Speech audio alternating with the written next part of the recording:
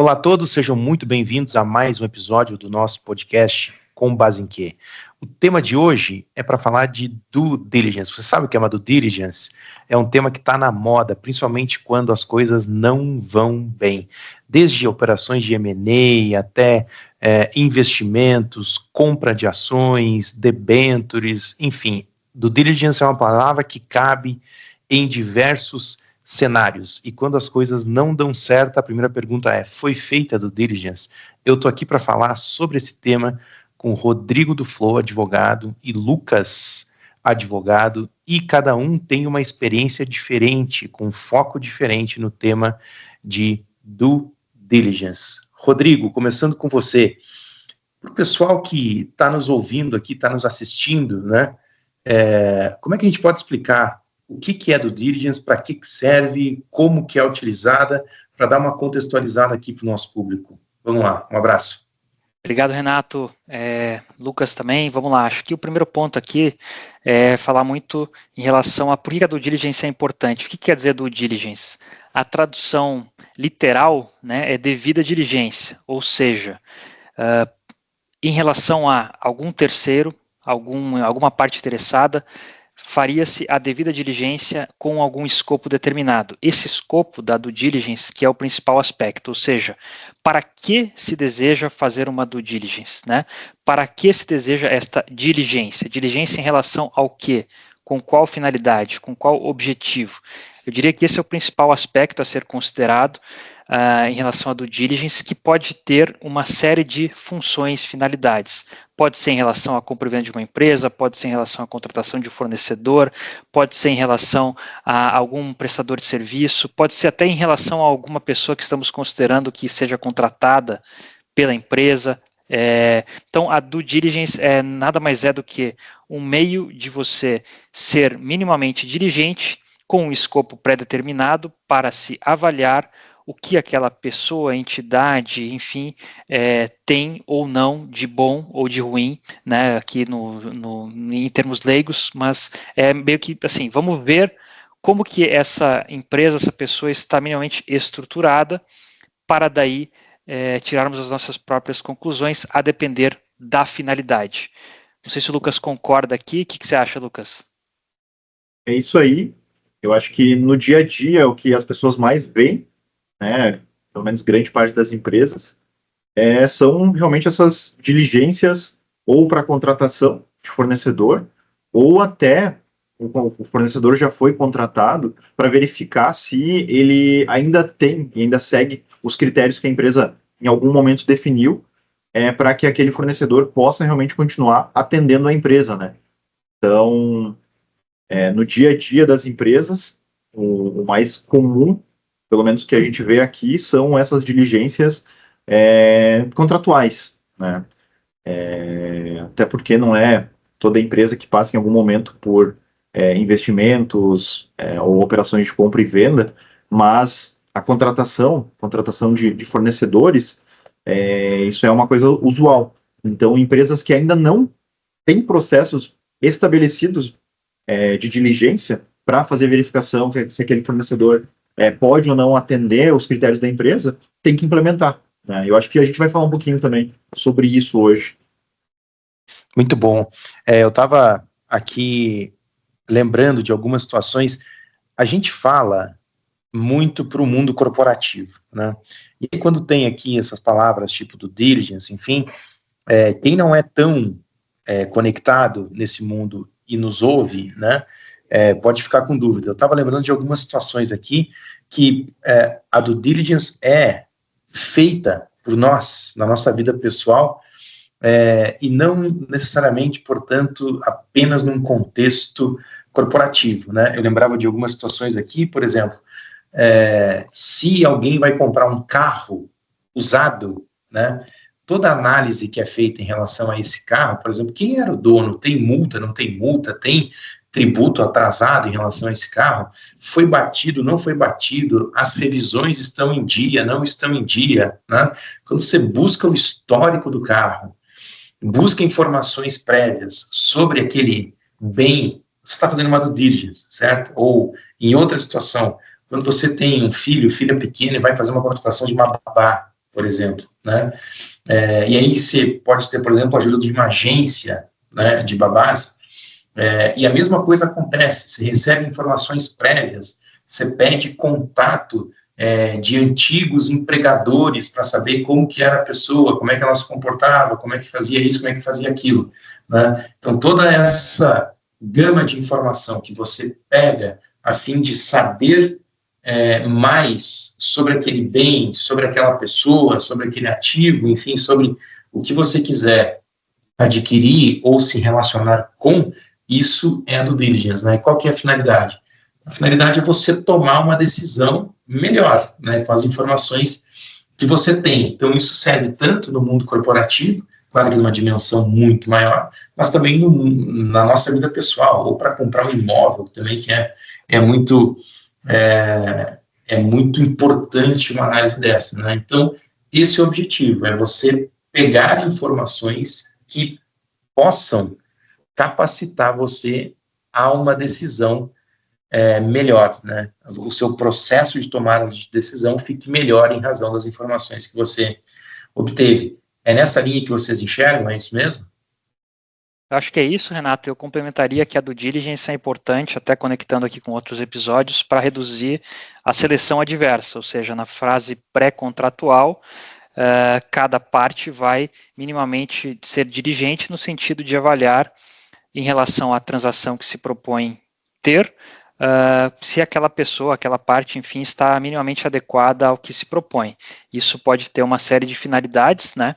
Então, como a gente já falou aqui, pode ser numa compra e venda de uma empresa, pode ser na contratação de uma pessoa, de um fornecedor, ou até, eu falei aqui da fase pré-contratual, mas pode ser inclusive durante, né, uma relação. É muito comum que você tenha uma due diligence durante uma relação com algum fornecedor, algum cliente, algum terceiro. Isso pode acontecer no sentido de se avaliar, bom, as certidões estão em dia, aquela pessoa, aquela empresa está pagando os impostos em dia, tem alguma questão aqui reputacional que pode abalar o negócio. Esses todos os pontos podem ser alvo de uma due diligence. Então, due diligence, até um nome bonito, né, que a gente fala aí no meio corporativo, que, assim, é meio que uma também black box, pode ser, muitas coisas cabem no contexto de uma due diligence. E também é importante que se fale, né, Big Four, aqui todo mundo sabe o que é, né, as grandes empresas de auditoria, em tese, são, assim, as auditorias por excelência. Porém, nada impede, inclusive é altamente necessário ou recomendável que você não precise de uma auditoria para ser diligente, né? Obviamente elas têm o seu papel e são importantes, mas eu quero dizer aqui até uma provocação, você não precisa esperar, não, deu alguma coisa errada aqui, vou contratar uma auditoria para ver o que aconteceu e eles geraram um relatório. Tudo bem, você sempre vai poder fazer isso, ok, mas aqui também, como eu disse, uma provocação. A empresa também tem que ser diligente de poder ter procedimentos estabelecidos internamente para estas avaliações, ou até, sei lá, consultores, até escritórios, enfim, aqui depende, voltando ao começo, do escopo, o que se quer com essa due diligence, né? Eu quero avaliar se a empresa está indo bem, eu quero avaliar se tem algum problema, ou sei lá, eu quero comprar uma empresa. Então, acho que estabelecer o escopo da due diligence me parece aqui que é o essencial para que as expectativas estejam alinhadas, para que as coisas, né, ocorram conforme minimamente o esperado, porque o outcome de uma due diligence pode ser muito variável, né? Até os resultados a gente não controla, controlamos o processo de uma due diligence. Então, acho que esses aspectos aqui são importantes para a gente considerar também. É isso, eu estava também pensando nos diversos tipos de due diligence e de naturezas, né? Então, assim, você pode ter uma due diligence, por exemplo, que tem um escopo trabalhista, né? Se você está aqui num ambiente de uma aquisição, uma operação de aquisição, por exemplo, de uma empresa, essa análise trabalhista é super relevante. Mas você pode ter outro tipo, você pode ter um tipo que é, por exemplo, uma due diligence tributária, né? E assim vai, pode ter ambiental, pode ter propriedade intelectual, E aí eu queria conectar aqui com o tema do Lucas e pode ter uma due diligence de compliance também, né, Lucas? O que você vê na sua atividade profissional em termos de due diligence no mundo de compliance, né? Que tipo ocorre, qual que é a importância disso, quais são os problemas que dão, como é que você vê esse tipo de análise que é necessária ser feito no âmbito do compliance? Não, legal. Ao longo dos anos, a gente percebeu uma evolução muito grande nas diligências relacionadas ao compliance.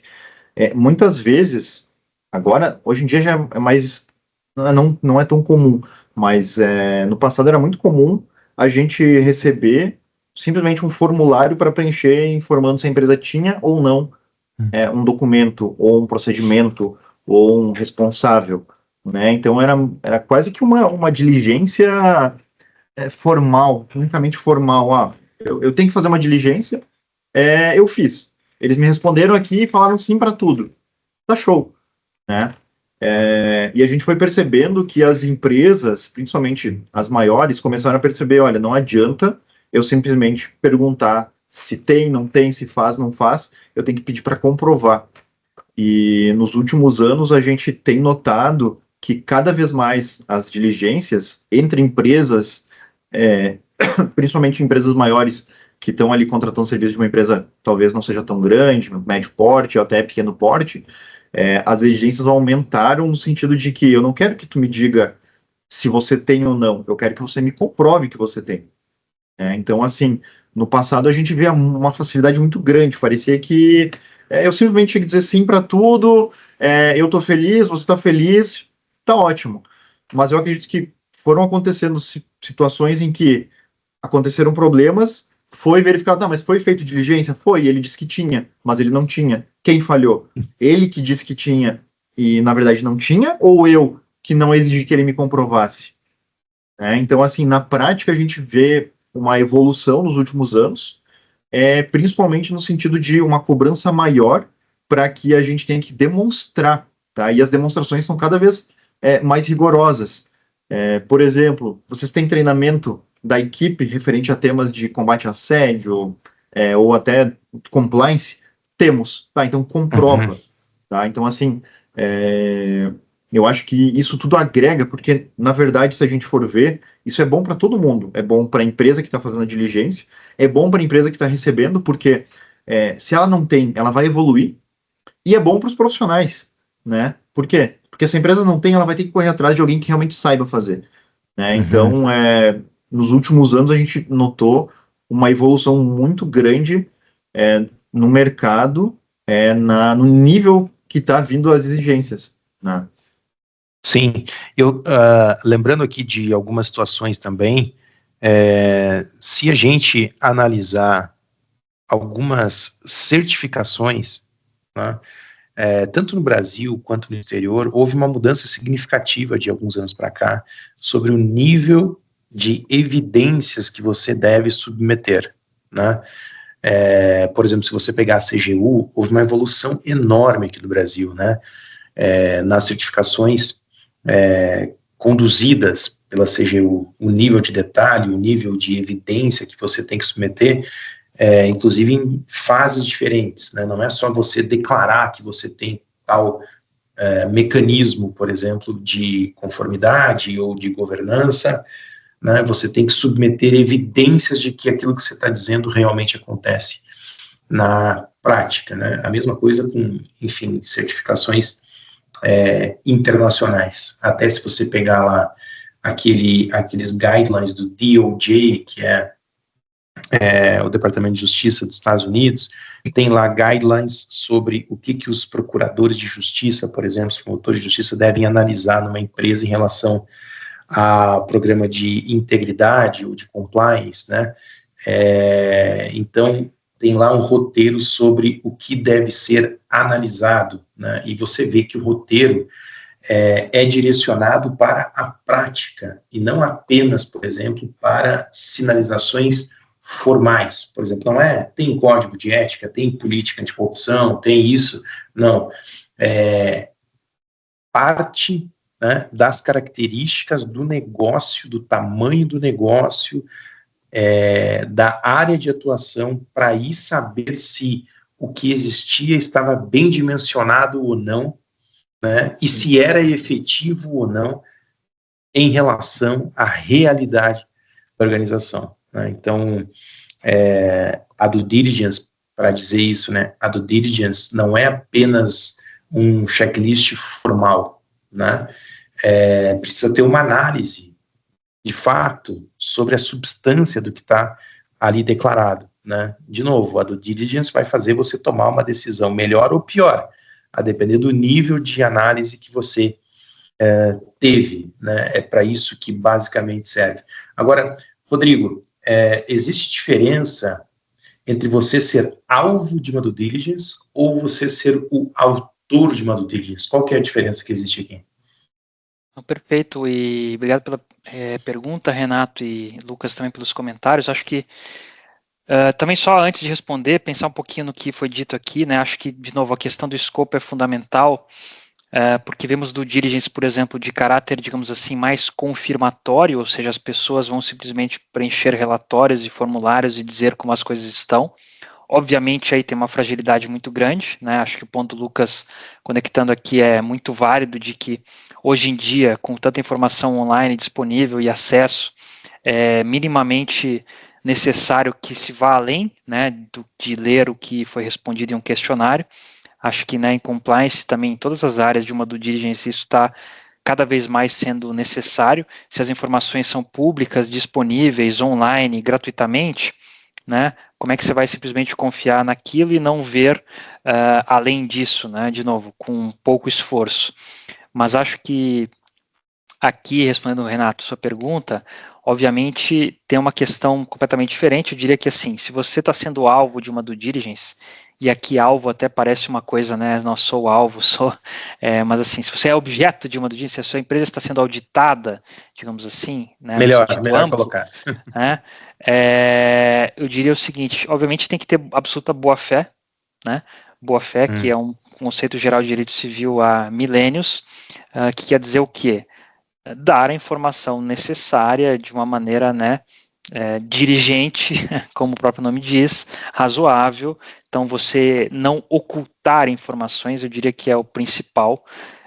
Enfim, já vimos acontecer no sentido de, enfim, algumas pessoas ou partes assim, não vou abrir isso aqui porque é um problema. Não, é justamente para isso que serve uma due diligence. Então, se você está sendo auditado, meu caro, abra as informações, né, solicitadas, e sempre vai ter aquela discussão em relação a vou abrir além do que foi solicitado ou não. Aí moram, é claro, os detalhes, mas eu diria que o quão mais transparente a entidade, a pessoa for numa due diligence, obviamente melhor, né? Inclusive, se eventualmente for descoberto algo que não foi revelado, porque a pessoa, por quebra de boa-fé, como dito, ocultou algo ou deixou de apresentar as informações. Então, eu acho que, assim, se você é objeto, por favor, abra as informações. Pode parecer até algo talvez contraintuitivo, né, ou prova contra si mesmo, mas na verdade é muito melhor você abrir a informação e falar, olha, sei lá, por exemplo, realmente tem aqui um tributo que não foi pago, eu não sabia, né, a minha empresa não sabia, passou. É muito melhor do que você ocultar a informação e inventar algo e dizer, não, na verdade está aqui e a certidão foi paga. Então, eu diria que esse é o principal, sei lá, que a gente pode dizer para quem está sendo auditado.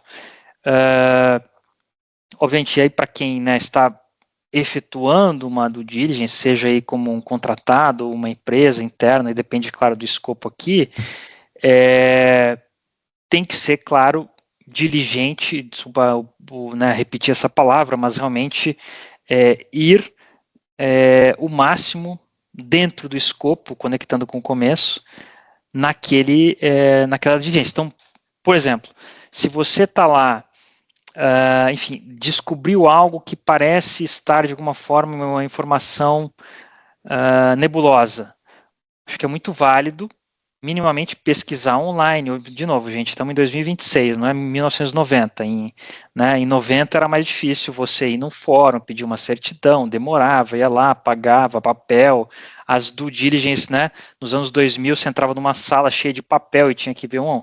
Hoje em dia, sim, o acesso à informação é muito fácil. Então, para quem está efetuando uma due diligence, eu diria que é fundamental, de novo, ir atrás das informações, tentar também ir um pouquinho além da caixa ali quanto ao que está sendo fornecido. Agora, de novo, outra discussão que acho que até dará um novo episódio aqui, é a responsabilidade, né, das auditorias e de quem está efetuando a due diligence, que é uma outra discussão aqui, no sentido de, uma auditoria é um selo assim, não, essa empresa está perfeita, não vi nenhuma falha, versus estou confiando no que me foi passado, vi de uma forma que publicamente não identifiquei nada. Então aqui é uma outra discussão. Então eu diria que, resumindo, para quem é objeto de uma due diligence, importante que abra as informações, e para quem está efetuando uma due diligence, que vá até aqui quase que um pouco além, né, da expectativa, porque se espera que a pessoa vá atrás das informações. Claro, sem ser aqui uma garantia absoluta de que tudo está perfeito, mas isso pode ser palco para um outro episódio aqui que a gente pode discutir. Sem dúvidas, muito bom. Aqui também tem não tem um roteiro determinado ou previamente determinado sobre como se fazer uma due diligence, certo? Vai depender do que é, estão falando do M&A, estão falando de um fornecedor, estão falando de um contrato, estão falando de um ativo, estão falando de investimento, né? Você não tem um livro específico, pré-determinado, dizendo faça dessa forma, né? Ou pelo menos não um que sirva para tudo. Na visão de vocês, e aí cada um pode falar na sua área, né? Quais são as recomendações para quem vai fazer uma due diligence, né? Quais são as recomendações, desde como montar uma due diligence, o que analisar, como fazer, né? Acho que isso é importante para quem está nos assistindo. Eu acho que primeiro a empresa tem que entender assim quais processos precisam, né, ter uma diligência. Eu vou fazer diligência em todo fornecedor, eu vou fazer diligência em qualquer tipo de contrato, em qualquer tipo de situação, ou quando eu vou fazer, para que eu vou fazer, né? Eu tenho que entender qual é o objetivo, por que eu estou querendo fazer essa diligência. Eu acho que esse é o primeiro passo. Entender, não, eu vou fazer por fazer, não, mas por que eu vou fazer, por que eu preciso fazer? O que eu preciso saber para fechar esse negócio, por exemplo? O que faria eu daqui a pouco não seguir, né, com uma contratação, por exemplo? O que eu quero ver, o que eu quero enxergar e por quê? Então, assim, eu preciso fazer perguntas, eu tenho que entender realmente qual é o meu objetivo, né? Porque se a gente está falando ali, o Rodrigo pode falar muito melhor sobre isso, a compra e venda de uma empresa, bom, aí talvez seja bem claro, né? Porque eu preciso entender onde eu estou pisando para ver, vale a pena, esse é o preço real, ou eu tenho que ter algum desconto por alguma coisa que eu vou descobrir, tá? Mas agora, quando eu estou falando aqui no dia a dia, uma contratação no prestador, o que eu preciso enxergar nele para dizer realmente, ok, ele pode ser o prestador da minha empresa, né? E, de novo, eu acho que a gente teve uma evolução muito grande nos últimos anos, e a gente, isso aqui, o que a gente viu muito, empresas que nunca tinham passado por diligência nenhuma, de nenhum tipo, quando surgiu a LGPD, a Lei Geral de Proteção de Dados, todo mundo começou a fazer diligência para saber se o parceiro tinha se adequado à LGPD. E tinha empresa que nem sabia o que era uma diligência, mas estava pedindo. Por quê? Porque contratou um advogado e disse, agora tem que fazer esse formulário. Só manda para eles, eles devolvem para ti, tu dá uma olhada no que ele preencheu e é isso. Então, assim, a pessoa nem sabe por que ela está fazendo isso. Né? Ela só botar, esse é um procedimento, ok. E aí, se fugir um pouquinho do padrão que ela está acostumada, aí ela já vai estar toda perdida. Ou se mudar uma pessoa do setor, ela tiver de férias, já ninguém mais sabe o que é aquilo, para que serve, ou se realmente a gente vai continuar fazendo, né? Então, acho que perguntar, se perguntar por quê, em qual tipo de processo, em qual tipo de contratação eu preciso fazer isso realmente, tá? Porque a gente pega empresas aí que tem procedimentos, padrões para contratação. Olha, para ser fornecedor aqui, aqui está a lista de documentos, aqui está a lista de evidências que você tem que fornecer, é isso. É por quê? Porque eles têm tanta coisa que para fugir e para criar um problema é muito grande, porque eu não consigo olhar no dia a dia todo mundo. Então a entrada nessa empresa é mais difícil, né? E tem outras empresas que nunca fizeram nada, e agora com o LGPD se viram, por exemplo, sendo auditadas e tendo que fazer procedimentos para comprovar que realmente fizeram alguma coisa, mesmo sem entender o que eles estavam fazendo, né? Então, eu diria que em qualquer tipo de empresa, em qualquer tipo de porte, ramo, a gente tem que entender qual é o objetivo. Tá? Eu quero criar um procedimento no compras que qualquer tipo de relação ela vai ter que passar por isso aqui. Por quê? Porque eu não quero me relacionar com empresas X, Y e Z, ok. Mas não fazer por fazer porque eu quero ter um papel arquivado aqui. Né? Eu geralmente, quando as empresas vêm e a gente começa a estabelecer procedimentos e processos, e tem alguém que fala, mas vamos criar esse processo aqui. Tá, mas por quê? Por quê? Quer criar esse processo? Porque realmente vocês querem mudar a cultura de vocês? Ou é porque alguém disse que tem que ter esse documento? Então a gente tenta entender qual é o objetivo real dessa empresa, para não só ser mais um procedimento que vai ser seguido por uma ou outra pessoa, e quando as pessoas não tiverem, isso vai ser esquecido, né? Muito bom, muito bem. Eu lembro, Lucas, você falou de LGPD. Logo no início das negociações contratuais envolvendo LGPD no Brasil, principalmente com empresas multinacionais, era muito comum o pessoal do Brasil, após uma negociação de cláusulas, né, falar assim, não, o pessoal da matriz não autoriza mexer nas nossas cláusulas de proteção de dados. Né? Era muito comum, acho que todos, né, passaram por isso. O que estava por trás? É exatamente o que você está falando. Né? Era um receio decorrente de uma deficiência de conhecimento. Né? Então, para você negociar uma cláusula, você tem que entender alguma coisa sobre aquilo que você está negociando. Quando é uma coisa nova para você, uma situação nova, e você não tem um domínio daquilo, é mais fácil você dizer, não, desculpa, a minha cláusula não pode ser alterada, porque eu não tenho autorização da matriz para alterá-la. Né? Lembro muito bem disso, diversas eram as situações. Né? Então, bem na linha do que você está falando. Rodrigo, da sua perspectiva, o que você entende que deve ser feito, cuidados a serem tomados para uma boa due diligence?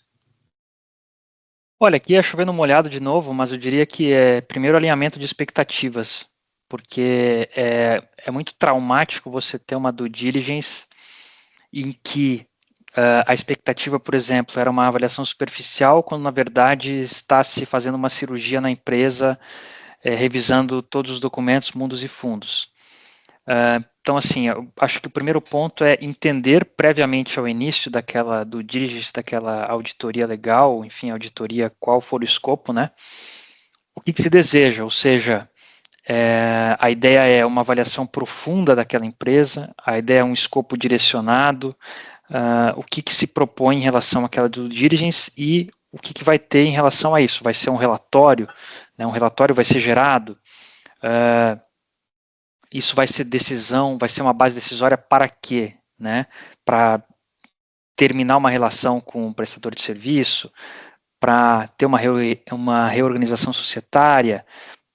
Acho que esse ponto aqui de alinhamento de expectativas é essencial, porque em uma due diligence, de novo, o processo pode ser bastante tumultuado, né, no sentido de exigir muito de algumas pessoas, até às vezes o dono da empresa, enfim, pode ficar um pouco estressado em relação a documentos solicitados, se tiver, né, como empresa-alvo. Quem está efetuando due diligence também, às vezes, há um estresse em relação a timing, porque tem que resolver essa situação, sei lá, em semanas, então um monte de documentos são solicitados, e aí tem um time gigante que está avaliando tudo, e aí descobrem-se coisas. De novo, acho que boa fé e transparência aqui são os pilares de qualquer boa due diligence dos dois lados, né? Para que se chegue aí a um resultado final. E também é importante, né? A due diligence, ela por natureza tem que ser neutra, certo? Claro que há um objetivo no sentido assim, isso vai ser uma base decisória para X, mas é neutro no sentido não, vamos ter aqui um mapeamento, uma avaliação independente, objetiva, quanto a como está aquela empresa, por exemplo, quais os problemas identificados, para aí ter uma avaliação de riscos, né? Então, acho que esses são os principais pontos aí que a gente pode recomendar nesse aspecto. Muito bom. Rodrigo, às vezes você fala num fator emocional em due diligence. O que seria isso? Explica para o nosso pessoal aqui qual é a importância disso num processo de due diligence. Acho que a questão das emoções, o primeiro é que qualquer due diligence, né, vai exigir paciência, talvez uma palavra aqui que me vem à mente, mas vai exigir calma e tranquilidade, muito embora possa existir cenário de estresse, de urgência, de documentos solicitados para ontem, entre aspas. Então, assim, o gerenciamento das emoções, né, das expectativas, tanto do lado de quem está sofrendo uma auditoria, quanto do lado de quem está a conduzindo, eu diria que é fundamental. Então, procurar e ter alinhamentos periódicos, reuniões, conversas, interações, acho que é muito válido, né? Do que você, aquela coisa, mandei um monte de documento, demorou 2 semanas e veio aqui um relatório gigante com uma série de problemas. Acho que, assim, ir conduzindo a due diligence dos dois lados de uma forma, eu diria, tendo uma comunicação fluida é fundamental, porque, de novo, a questão das emoções, por exemplo, uma empresa que é uma empresa familiar, que tem uma operação, que sempre foi assim, né, há 20, 30 anos, e aí de um dia para o outro tem uma empresa aqui, uma auditoria, um escritório, sei eu, que vai dizer que aquela pessoa está fazendo coisas erradas, né, simplificando, costuma dar algum estresse, né? Então, acho que ir preparando, talvez, né, melhor dizendo, o terreno, preparando, olha, identificamos isso aqui, tem um problema aqui, tem uma discussão aqui, em um país que, como sabemos, né, tem questões fiscais, trabalhistas, ambientais, sempre sob discussão, não há como você, muito dificilmente, né, você vai ter uma empresa sem nada, no sentido assim, não há absolutamente nada aqui a apontar. Isso não existe. Então, acho que esse gerenciamento de expectativas contínuo é muito importante. Muito bem, Rodrigo, Lucas, chegamos ao final do nosso episódio. Você que nos acompanhou até aqui, se gostou, por gentileza, compartilhe este conteúdo com pessoas que também possam ter interesse nesse tema. Se você ainda não é inscrito no nosso canal, por favor, convidamos você para se inscrever. Isso vai nos ajudar aqui a seguir criando discussões interessantes relativas ao mundo corporativo.